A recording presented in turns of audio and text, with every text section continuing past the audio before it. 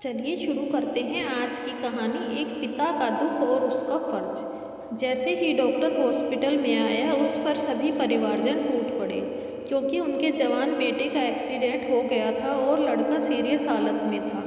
माता पिता घूम घूम कर रोते हुए डॉक्टर का इंतजार कर रहे थे। उन्होंने जैसे ही डॉक्टर को आते हुए देखा तो माँ रोती हुई बोली, आप कैसे डॉक्टर हैं? आपको इस वक्त हॉस्पिटल में होना चाहिए था।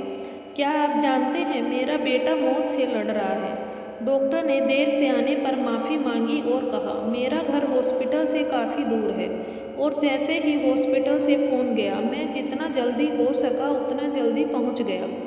आप थोड़ा शांत रहिए और मुझे अपना काम करने दीजिए। बच्चे के पिता जोर से चिल्लाए, शांत रहूं? कैसे शांत रहूं? जब आपके कलेजे का टुकड़ा मौत से लड़ रहा होता तो आपको महसूस होता। डॉक्टर ने कहा, मैं आपकी भावनाओं को समझता हूँ। आप भगवान से प्रार्थना कीजिए, क्योंकि जीवन और मृत्यु उनके हाथों में है। मैं ईमानदारी से अपनी कोशिश करूँगा। इतना कहकर डॉक्टर ने नर्स से उनके बेटे की जानकारी ली और ऑपरेशन थिएटर में चले गए। 3 घंटे बाद जब डॉक्टर ऑपरेशन थिएटर से मुस्कुराते हुए बाहर आए और बोले, आप सबकी प्रार्थना भगवान ने सुन ली और अब आपका बेटा खतरे से बाहर है।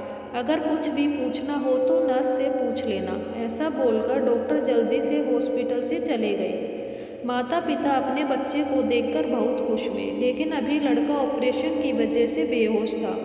पिता ने नर्स से अपने बेटे के बारे में पूछा और पूछते पूछते वह अपने आप को रोक नहीं पाया और नर्स से बोला, बड़ा अजीब डॉक्टर है, मुझे मेरे बेटे के बारे में थोड़ा बता देते तो मुझे तसल्ली हो जाती। पता नहीं किस बात की जल्दी थी कि चले गए। ऐसा बोलकर पिता ने नर्स की ओर देखा तो नर्स की आंखों में आंसू थे। नर्स ने उनको बताया कि परसों उनके जवान बेटे का एक्सीडेंट हो गया था और वह मर गया।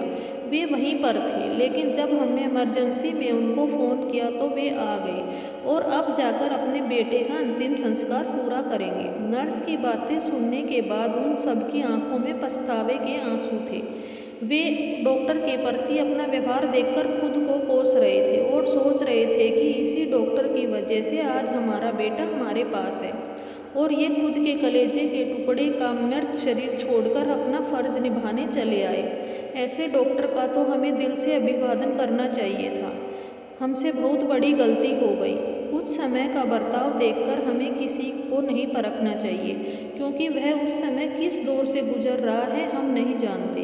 आपको मेरी कहानी कैसी लगी कमेंट में बताना। मेरे चैनल को लाइक करें, शेयर करें, सब्सक्राइब करें।